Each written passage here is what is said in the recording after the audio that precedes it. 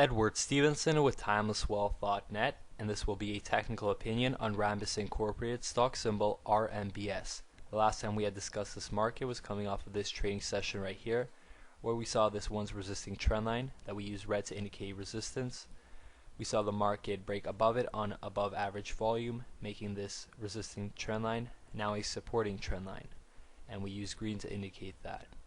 However, we also formed another resistance level at the high on that breakout trading session, indicated by this dashed line in red, following which for 3 consecutive trading sessions the price traded above this trend line, also making it a supporting trend line.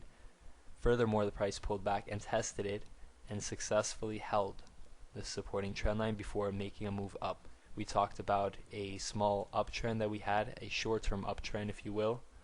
It consisted of what looks like a month worth of price action, something like that. Let me just adjust that trend line. Something like that, just to get a general idea. Yes, the price did go up. We can see that based on the 10-day simple moving averages trending blue line right here. You can see that it's sloping up, so the movement, the overall movement was up. It was an uptrend. Shortly after this small uptrend ended, that is with this trading session right here that helped the price break below support, we formed another resisting level, namely the open on this trading session right here. So using the high there, the high off of this trading session right here, the key one that broke below the uptrend, and the high on several of these trading sessions right here, this one here, and the close on this one, we have formed this resisting trend line indicated in red and sloping slightly down. Now the reason that I exclude this candle right here is that although the price did open above the trend line, which would have made this a supporting trend line, it did not close above it, so it was no true breakout. And what we can see based on the recent price action is the fact that this will be a key level for the price to tackle and potentially break above, especially if you are looking at a reward on the long side of the market. On the other end of things, we have a supporting trend line, and what we're going to do is draw it in based on price action concerning the last few trading sessions, namely the low here, as well as this big day right here, where we could clearly see that we had above average volume and the price moved up nicely, tackled support, and in fact broke past parabolic SAR, these trending white dots right here, which now suggests an uptrend, and not only that, but a bullish market on the short term side of things. Now if we are to take this trend line and extend it further down to what looks like November of 2009, we can see that, let me just adjust that right there. We can see that we are sitting on a pretty crucial supporting trend line, that is this bottom right here, 1553. I'm basing this trend line on the close in that trading session, the low on this one right here, as well as the low on several of these trading sessions right here.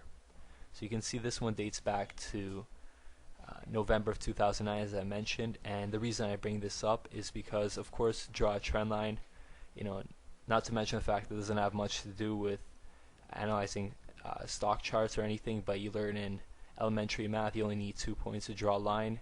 Same thing applies to the chart. You only need 2 points really to extend a line. However, knowing that the price has reacted the way it has with this trend line, what looks like 5 times now, this period right here, that's 1, 2, 3, 4, and 5, and for the 6th time it's now sitting on this trend line, we can be more sure of, or confidence, or speculate that the market will react in a similar manner once more. And so if I extend this very same supporting trend line towards the red one that we've drawn in as resistance, what we formed here is a chart pattern known as the wedge or symmetrical triangle, whichever you prefer to call it or look at it as. Now for the good stuff, what does this symmetrical triangle or wedge pattern mean? That means that I anticipate that the price will trade inside this triangle up until the point where a concrete decision is made whether the market wants to move to the upside or the downside. There's really no telling which way this moves. It will depend on all sorts of fundamental activity taking place, company news, the overall market, and how people are how people perceive this market to be. Is it undervalued? Is it overvalued? Whatever the case, the volume and price will correlate one way or the other, and we'll see whether the market breaks to the upside or downside. In terms of support, besides this rising trend line right here, we have the lower Bollinger Band at 2133. We have parabolic SAR at 2085, as well as the 100-day simple moving average, and you can reference all this information in the top left hand corner at 2099. So these are three immediate levels of support, besides this one right here, which looks like it's in and around 2070, somewhere there, and it's a pretty key one in my opinion, again because for the past 4 months we've traded above this breakout trend line, and of course if you're long on this market, you'd like to see nothing more than that, and in fact you'd like to see resistance tackled. And in terms of resistance, we're looking at the 50-day simple moving average at 2259. We try to break above it on Friday's trading session. We're unable to do so, closed just slightly below it at 2236. Resistance at the top or upper Bollinger Band at 2320, as well as this uptrend trend line. Afterwards, it looks like the biggest test of strength will be the 24 and 70 cents mark or so. So I'm just going to use a trend line here to represent that, and if I'm to adjust that, it should look something like this.